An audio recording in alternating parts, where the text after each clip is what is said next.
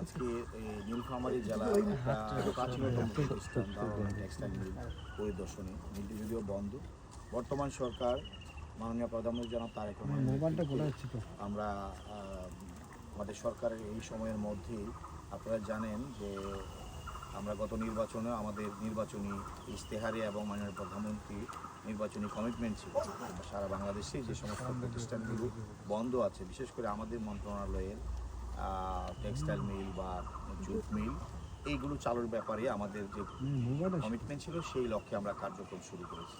তার ধারাবাহিকতায় আজকে আমরা এখানে এসেছি এই মিলটি পরিদর্শনের জন্য। ইতিমধ্যে আপনাদের কাছে আমরা বলতে চাই, একটা সুখবর হলো এই মিলটিকে নিয়ে ইতিমধ্যে আমরা ইন্টারন্যাশনাল টেন্ডার আমরা আহ্বান করেছি এবং এটা মূল্যায়নের কাজ চলছে, অনেকটা চূড়ান্ত পর্যায়ে আছে। আমরা একটা ভালো ইনভেস্টরও পেয়েছি এবং আশা করছি যে দ্রুত সময়ের মধ্যে, বিশেষ করে 2 থেকে 3 মাসের মধ্যেই আপনারা দেখতে পাবেন যে মিলটি একটা আবার সেই কর্মচাঞ্চল্যতা ফিরে আসবে, আবার এটা চালু হবে এবং এই এলাকার মানুষের মধ্যে কর্মসংস্থানের সৃষ্টি হবে আমরা আশা করছি। আরেকটা বিষয় আছে, যেহেতু আপনি